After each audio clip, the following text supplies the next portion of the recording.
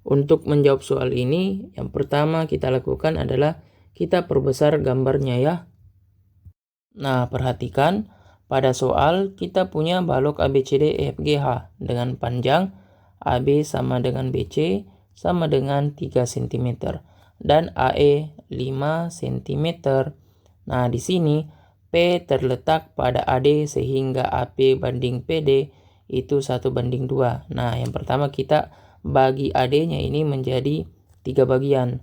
Nah, karena AP banding PD itu sama dengan 1:2, maka jelas di sini letak titik P. Ya, seperti itu.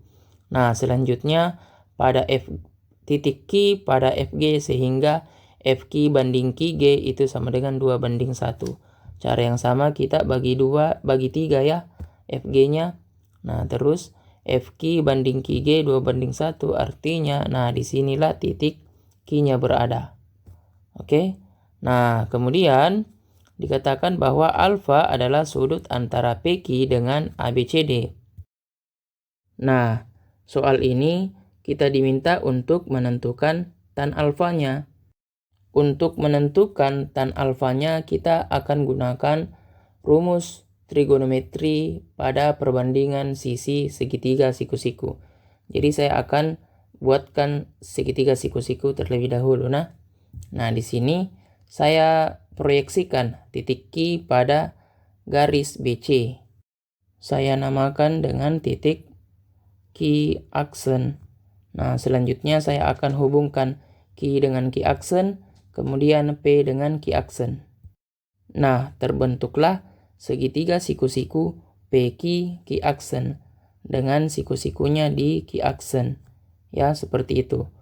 Selanjutnya untuk tan alfa, rumusnya adalah sisi tegak dibagi dengan sisi alas. Jadi bisa kita tulis tan alfa itu sama dengan, nah sisi tegaknya adalah Q aksen per. Nah, untuk sisi alas yaitu P Q aksen. Nah, untuk Q aksen ini panjangnya adalah 5 karena sejajar dengan tinggi baloknya. Nah, untuk PQ aksen ini bisa kita cari dengan cara membuat segitiga yang memuat PQ aksen. Nah, idenya di sini adalah saya proyeksikan titik P pada garis BC. Nah, katakanlah di sini titik P aksen. Nah, selanjutnya saya hubungkan P aksen. Sehingga terbentuklah segitiga P aksen Q aksen. Nah, selanjutnya perhatikan alas ABCD-nya. Di dalam alas ABCD terdapat segitiga P aksen Q aksen. Nah, untuk mendapatkan PQ aksennya kita bisa gunakan rumus Pitagoras, yaitu PQ aksen sama dengan akar P aksen kuadrat ditambah P aksen Q aksen kuadrat. Nah, ini sama dengan akar.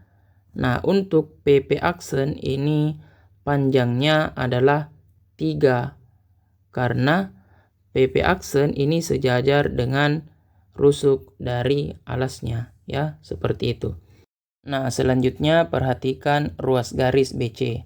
Ruas garis BC ini panjangnya 3 cm. Nah, perhatikan ruas garis BC ini tadi telah kita bagi menjadi 3 bagian ya. Seperti itu. Nah, untuk P aksen Q aksen ini hanya mendapatkan 1 bagian.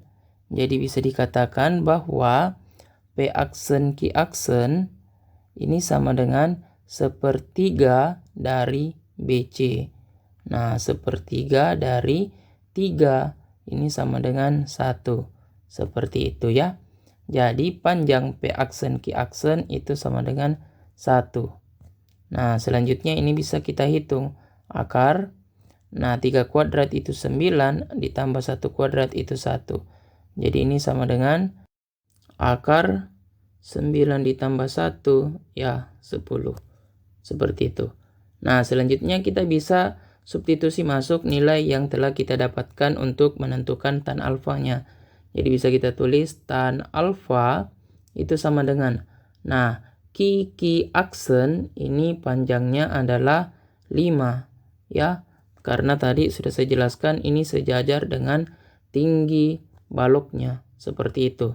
Kemudian ini kita bagi dengan Peki aksen. Peki aksen itu akar 10. Nah, selanjutnya ini kita bisa rasionalkan ya. Jadi bisa kita tulis tan alfa itu sama dengan 5 per akar 10 dikali dengan akar 10 per akar 10. Ini sama dengan 5 akar 10 per 10. Sama dengan 1/2 akar 10. Ya, selesai. Jadi, untuk tan alfanya adalah 1/2 akar 10. Jawabannya adalah C. Jadi saya kira cukup untuk pertanyaan ini. Sampai jumpa pada pertanyaan selanjutnya.